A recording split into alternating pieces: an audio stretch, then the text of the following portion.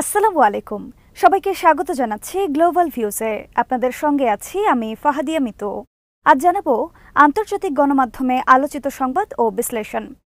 গাজা সিটির সুজাইয়া এলাকা এখন বোমার বিকট শব্দ আর ধোঁয়ায় আচ্ছন্ন। ফিলিস্তিনি যোদ্ধারা সেখানে বীরত্বের সঙ্গে ইসরায়েলি সেনাদের প্রতিহত করে চলেছেন। প্রতিরোধ হামলায় প্রাণ গেছে আরও বহু সেনার। লেবানন থেকে ইসরায়েলি সামরিক লক্ষ্যবস্তুগুলোতে তীব্র হামলা চালিয়ে যাচ্ছে হিজবুল্লাহ। সেখানেও সেনাদের প্রাণহানি ঘটেছে এবং ইসরায়েলের বিপুল সামরিক সরঞ্জাম ধ্বংস হয়েছে। এদিকে হামাসের সঙ্গে চুক্তিতে আসা এবং নেতানিয়াহুর পদত্যাগের দাবিতে রাজপথে বিক্ষোভ করেছেন প্রায় 1.5 লাখ ইসরায়েলি। আল মায়াদিনের খবরে বলা হয়, গাজা যুদ্ধ এখন আল সুজাইয়া এলাকায় কেন্দ্রীভূত হয়ে পড়েছে। সেখানকার অলিতে গলিতে দখলদার বাহিনীকে লক্ষ্য করে ভয়াবহ হামলা চালিয়ে যাচ্ছেন ফিলিস্তিনি প্রতিরোধ যোদ্ধারা। ইসলামিক জিহাদ আন্দোলনের আল কুদস ব্রিগেডস জানিয়েছে, শনিবার তাদের যোদ্ধারা আল সুজাইয়ায় ইসরায়েলি ফিল্ড অপারেশনস কমান্ড সেন্টারের পাশাপাশি সেনাদের গ্রুপিং এবং তাদের সামরিক যানগুলোকে লক্ষ্য করে বিপুল মর্টার শেল নিক্ষেপ করেছেন। সেখানে ইসরায়েলের নামার শ্রেণীর একটি আর্মার্ড পার্সোনাল ক্যারিয়ারে টেন্ডেম আরপিজি দিয়ে আঘাত করেন তারা। অ্যান্টি আর্মার শেলের আঘাতে সাজোয়া যানটিতে আগুন ধরে যায় এবং ক্রু সদস্যদের মধ্যে নিশ্চিতভাবে হতাহতের ঘটনা ঘটে। আল কুদসের পক্ষ থেকে জানানো হয়, নিহত এবং আহতদের সরিয়ে নিতে ঘটনাস্থলে একটি ইসরায়েলি উদ্ধার হেলিকপ্টার অবতরণ করে। তাছাড়া গাজা সিটির তাল আল হাওয়ায় কুদসের যোদ্ধারা একটি সড়কে 2টি আইইডির বিস্ফোরণ ঘটান। এতে কয়েকটি ইসরায়েলি সাজোয়া যান ধ্বংস হয়। এই এলাকায় অন্য স্থানে একটি বিশাল আইইডির মাধ্যমে আরেকটি সাজোয়া যান ধ্বংস করেন তাদের যোদ্ধারা। হামাসের আল কাসাম ব্রিগেডসও শনিবার আল সুজাইয়ায় সিরিজ অভিযান পরিচালনা করেছে। এক ঘটনার বিবরণ দিয়ে গ্রুপটি জানিয়েছে, তাদের স্ন্যাপার ইউনিটগুলো এক জায়গায় অ্যান্টি পার্সোনাল আইইডি স্থাপন করে রেখেছিল। এগুলোর বিস্ফোরণ ঘটানোর পর কয়েকজন ইসরায়েলি সেনা নিহত এবং আহত হন। তাদেরকে হেলিকপ্টার এসে উদ্ধার করে। আল মুজাহিদিন মুভমেন্টের আল মুজাহিদিন ব্রিগেডসও এদিন আল সুজাইয়ায় দখলদারদের সঙ্গে প্রচণ্ড লড়াইয়ে অবতীর্ণ হয়। এদিকে দক্ষিণ গাজার রাফা শহরের তাল আল সুলতানে আল কাসাম এবং আল কুদস ব্রিগেডস যৌথভাবে কয়েকটি আরপিজির মাধ্যমে 2টি ইসরায়েলি এপিসি এবং একটি মিলিটারি গ্রেড D9 বুলডোজারে আঘাত হানে। একই এলাকায় শাওয়াজ পেনিট্রেটর ব্যবহার করে আরেকটি D9 বুলডোজারে আঘাত করে আল কাসাম। তাছাড়া রাফার পূর্বে ইসরায়েলি বাহিনীকে লক্ষ্য করে 107mm রকেট এবং লার্জ ক্যালিবার মর্টার শেলের ব্যারেজ নিক্ষেপের ফুটেজ প্রকাশ করেছে আল আকসা মর্টার্স ব্রিগেডস।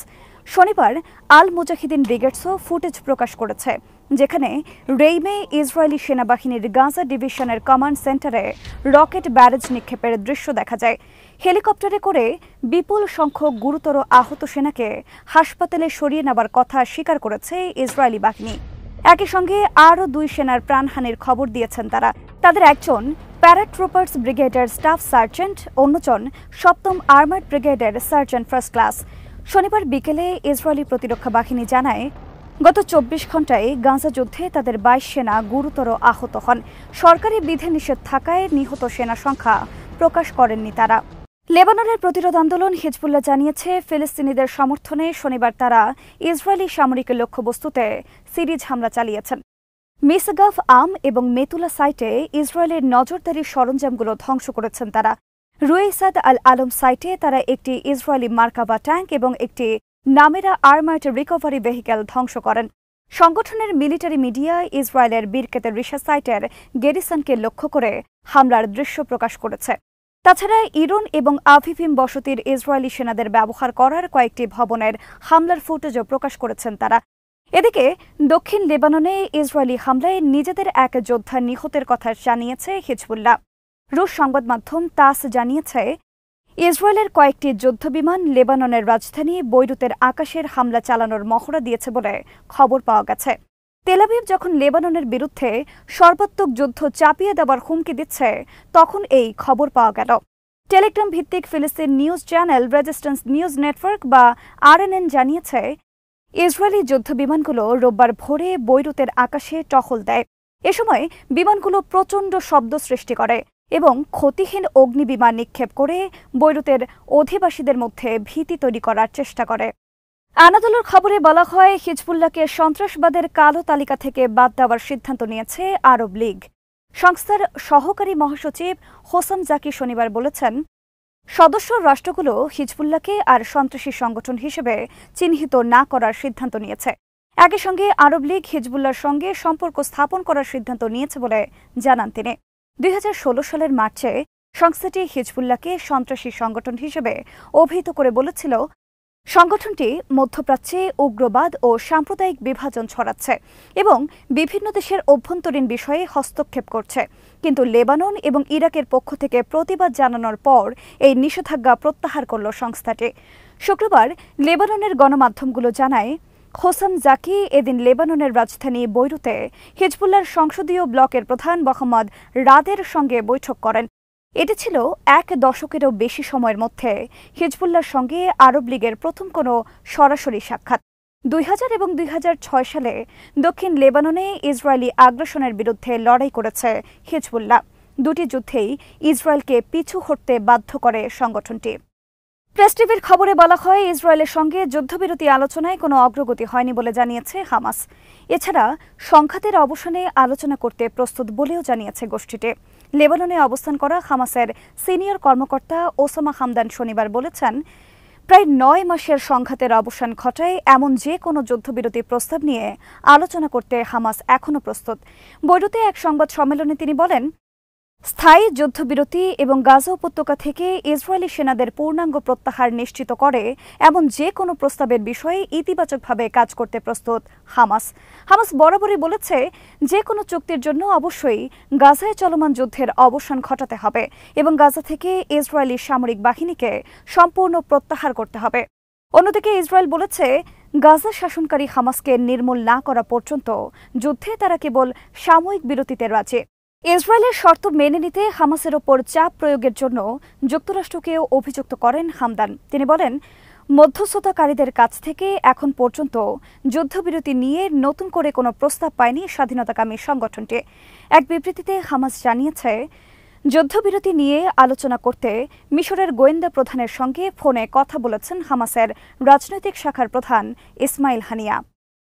মেহের নিউজ জানিয়েছে, পশ্চিম তীরে ফিলিস্তিনি ভূখণ্ডে ইসরায়েল নতুন করে অবৈধ ইহুদি বসতি নির্মাণের যে পরিকল্পনা নিয়েছে তার তীব্র নিন্দা জানিয়েছে ইসলামী সহযোগিতা সংস্থা বা ওআইসি, আরব লীগ, ইউরোপিয়ান ইউনিয়ন, মিশর, সৌদি আরব ও কাতার।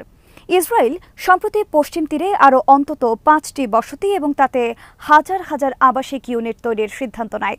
ওআইসি শনিবার এক বিবৃতিতে এই পদক্ষেপের তীব্র নিন্দা জানিয়ে বলেছে, দখলকৃত ফিলিস্তিনি ভূখণ্ডে নিজের ঔপনিবেশিক শাসনকে স্থায়ী করতে ইসরায়েলের নেওয়া সব পদক্ষেপ এবং সিদ্ধান্ত আন্তর্জাতিক আইন এবং জাতিসংঘ নিরাপত্তা পরিষদের সংশ্লিষ্ট প্রস্তাবগুলো, বিশেষ করে জাতিসংঘের নিরাপত্তা পরিষদের 2234 নম্বর প্রস্তাবের অধীনে বাতিল এবং অকার্যকর। ওআইসি বসতি স্থাপনের সন্ত্রাসী তৎপরতার বিপদ সম্পর্কে সতর্ক করে দিয়ে বলেছে, আন্তর্জাতিক সমাজের উচিত গাজায় গণহত্যা বন্ধ করতে এবং দখলকৃত ফিলিস্তিনি ভূখণ্ড জুড়ে অবৈধ বসতি নির্মাণ প্রক্রিয়া বন্ধ করতে ইসরায়েলকে বাধ্য করা। আনাদোলু জানিয়েছে, গাজায় আটক বন্দীদের বাঁচাতে এবং যুদ্ধবিরতি চুক্তির দাবিতে লাখো ইসরায়েলি আবার তেল আবিবের রাজপথে বিক্ষোভ করেছেন।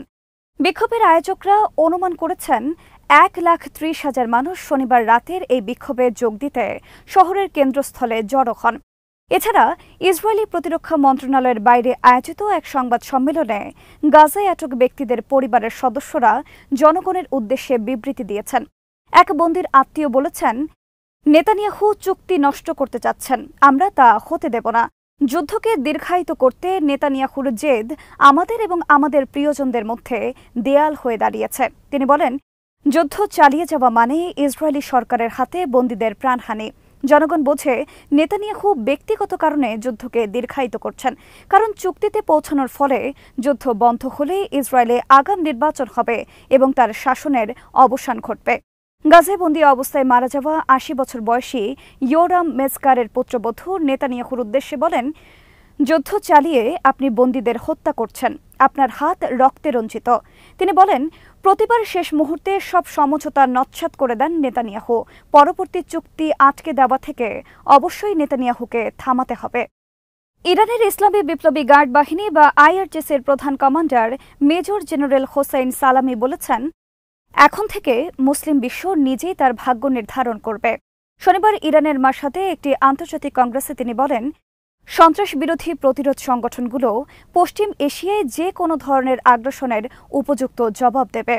ইহুদিবাদী এবং সাম্রাজ্যবাদীদের বিরুদ্ধে লড়াইয়ে উৎসর্গকারীদের প্রশংসা করে আইআরজিসির প্রধান কমান্ডার বলেন, ইসলামের ইতিহাস প্রমাণ করেছে জিহাদ এবং শাহাদাতের মধ্যেই মুসলিমদের সম্মান এবং মর্যাদা নিহিত। সালামি বলেন, পশ্চিমারা এই সত্যটি ভালো করেই জানে যে মুসলিম বিশ্ব ছাড়া বিশ্বের কোনো শক্তি নিজেদের সম্মান ও মর্যাদা রক্ষা করতে পারবে না। তিনি বলেন, পশ্চিমা দাম্ভিক শক্তিগুলো মুসলিম বিশ্ব নিয়ন্ত্রণের লক্ষ্যে তাদের মধ্যে বিভেদ সৃষ্টির উদ্দেশ্যে প্রায় 1 শতাব্দী আগে ইসরায়েল নামক অবৈধ রাষ্ট্র তৈরি করেছিল।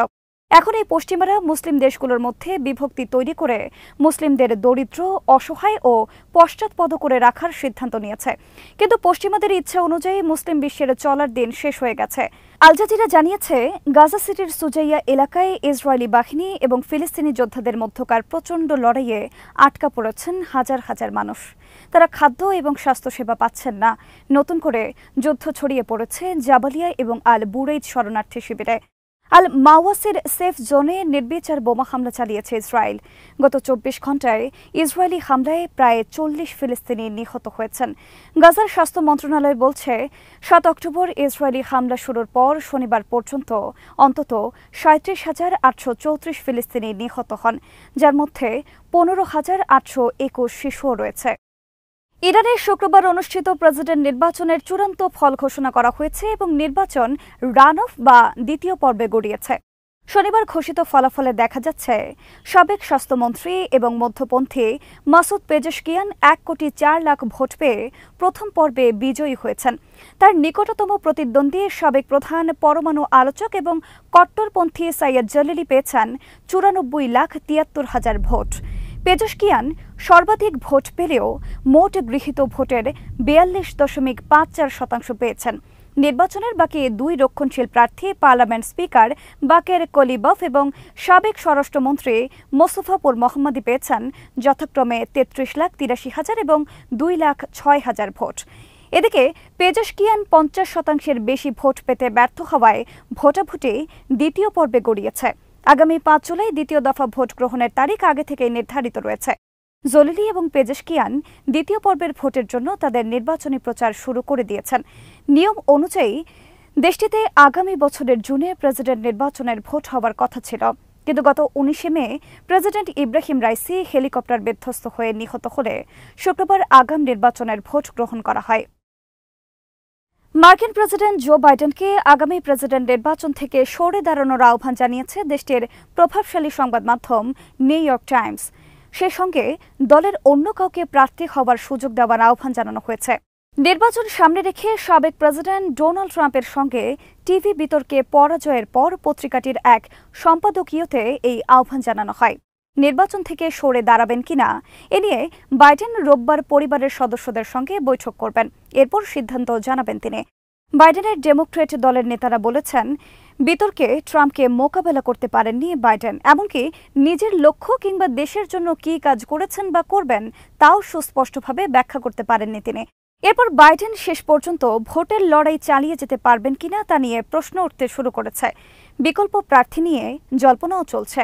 এমন পরিস্থিতিতে নিউ ইয়র্ক টাইমস সম্পাদকীয় বোর্ড বলেছে, বৃহস্পতিবারের টিভি বিতর্ক প্রমাণ করেছে 81 বছর বয়সী বাইডেন তার নিজের পরীক্ষায় ব্যর্থ হয়েছেন। তার জন্য এখন সবচেয়ে বড় মানব সেবা হবে এমন ঘোষণা দেওয়া যে তিনি নির্বাচনে প্রতিদ্বন্দ্বিতা থেকে সরে যাবেন। এই পরিস্থিতিতে এক অনলাইন জরিপ চালিয়েছে মর্নিং কনসাল্ট প্রো। জরিপে নিবন্ধিত 2,068 ভোটারের 60% বলেছে তারা বাইডেনের বিকল্প প্রার্থী চান। বিভিন্ন গণমাধ্যম বলছে, বাইডেন যদি সরে দাঁড়ান কিংবা দল থেকে তাকে সরিয়ে দেওয়া হয়, তার বিকল্প হিসেবে হাজির হতে পারেন ভাইস প্রেসিডেন্ট কমলা হ্যারিস এবং মিশিগান অঙ্গরাজ্যের গভর্নর গ্রেচেন হুইটমার। নাম আসছে পরিবহন মন্ত্রী পিট বুটিগেগ, পেনসিলভানিয়ার গভর্নর জশ শ্যাপিরো এবং কলোরাডোর গভর্নর জ্যারেড পলিসোরো। তবে বিকল্প হিসেবে সবচেয়ে বেশি যার নাম উচ্চারিত হয়েছে তিনি ক্যালিফোর্নিয়ার গভর্নর গেভিন নিউসাম। এর বাইরে জর্জিয়ায় সিনেটর রাফায়েল ওয়ার্নক, সাবেক প্রেসিডেন্ট বারাক ওবামার স্ত্রী মিশেল ওবামা, মিনিসোটার সিনেটর আমি ক্লোচ বুচার এবং কেনটাকির গভর্নর অ্যান্ডি বেশার বাইডেনের জায়গা নিতে পারেন আসন্ন প্রেসিডেন্ট নির্বাচনে। আজ এখানেই শেষ করছে। সবাই ভালো থাকুন, সুস্থ থাকুন আর দেখতে থাকুন বিডি ভিউজ। চ্যানেলটি ভালো লাগলে সাবস্ক্রাইব করুন, সংযুক্ত থাকুন আমাদের ফেসবুক পেজে। আল্লাহ হাফেজ।